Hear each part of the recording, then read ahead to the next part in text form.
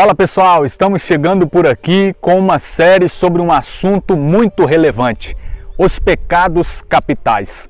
Antes de tudo, é importante ressaltar aqui que desde muito tempo o magistério da igreja e a tradição, com fundamento nas Sagradas Escrituras, abordam, trabalham, ensinam esse tema. São pecados capitais, pois a palavra capital vem de cabeça, líder, governo, superior.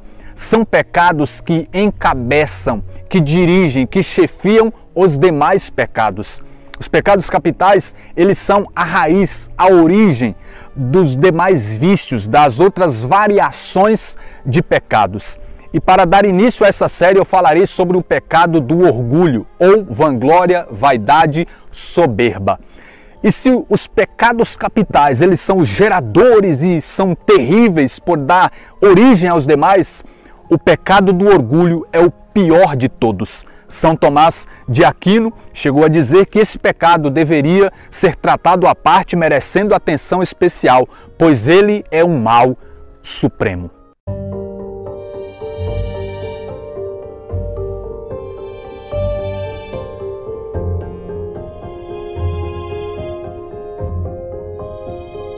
Se analisarmos com atenção e profundidade, veremos que o pecado do orgulho está ligado a todos os outros pecados. O orgulho é o conceito exagerado que alguém faz, que alguém tem de si mesmo. É uma autoexaltação. A pessoa orgulhosa considera o Deus de si mesma. Ela sempre é o centro de tudo. A pessoa orgulhosa considera-se superior, considera sempre sendo a melhor e aquela que está acima de tudo e de todos e vive querendo controlar tudo e todos.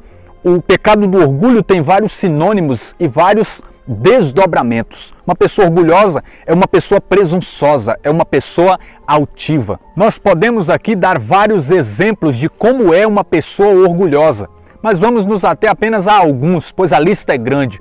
Alguém orgulhoso é alguém que se acha sempre o correto e dono de toda razão e verdade, e quando erra, não assume que errou, mas se possível, transfere a culpa para o outro.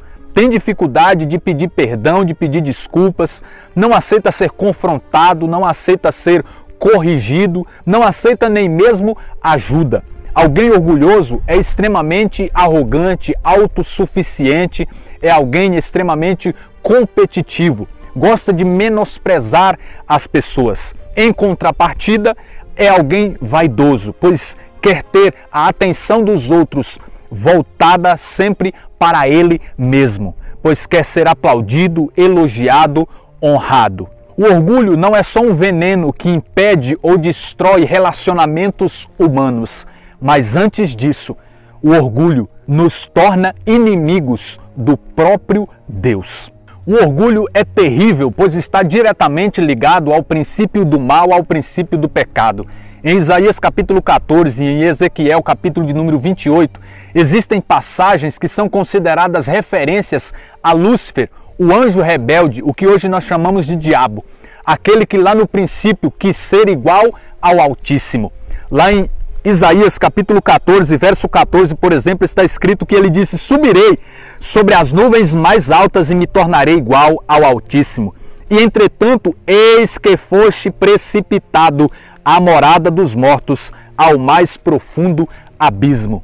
E em Ezequiel capítulo 28, versículo 17 está escrito: teu coração se inflou de orgulho devido à tua beleza, arruinastes a tua sabedoria por causa do teu esplendor. Precipitei-te em terra e dei com isso um espetáculo aos reis. E foi exatamente o que aconteceu. Por ele, esse anjo rebelde ter sido aquele que encheu-se de orgulho, foi precipitado. E ao ser precipitado, ele tenta o homem, criação de amor do próprio Deus. Pois lá em Gênesis capítulo de número 3, nós vemos que o homem e a mulher estão no Éden.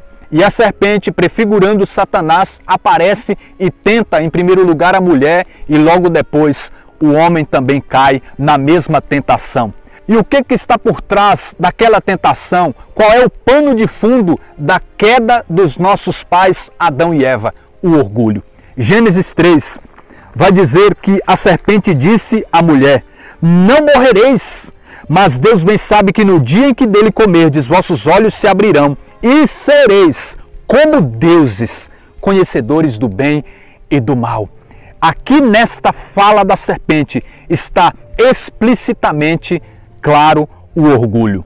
E depois da queda dos nossos primeiros pais, toda a humanidade nasce contaminada pelo pecado do orgulho. Nasce sem querer sujeitar-se a Deus, sem querer obedecer a Deus, sem querer servir a Deus. Até porque o Catecismo da Igreja Católica, no parágrafo 1850, citando Santo Agostinho, diz que o pecado é o amor de si mesmo, o amor ao eu, o amor às próprias vontades, até o desprezo de Deus. O pecado é exatamente isso, é a não submissão a Deus, é o não querer obedecer à vontade, à lei, os mandamentos do Senhor, mas pelo contrário, querer satisfazer sempre o ego, querer sempre fazer a própria vontade humana. E aqui, ao falar de pecados capitais, nós precisamos destacar as virtudes opostas a eles, pois nós não só somos chamados a renunciá-los, mas também, e com mais intensidade, praticar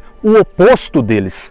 E o oposto do orgulho é a humildade. Se a perdição veio a partir do orgulho, da soberba, a salvação veio a partir da humildade. Deus escolhe uma serva humilde.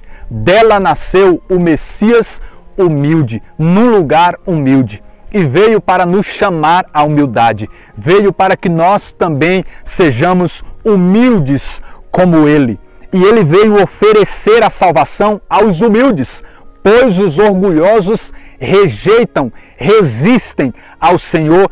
Somente quem se coloca diante de Deus numa postura de humildade pode aproveitar, pode usufruir da redenção que Jesus ofereceu. Pelo contrário, o orgulhoso ele não considera-se necessitado e não recebe a salvação que Deus pode lhe dar.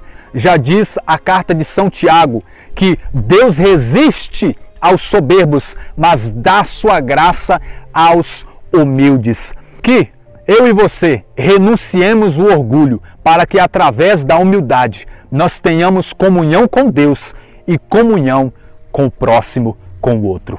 Deus abençoe sua vida. Até o próximo tema, em nome de Jesus.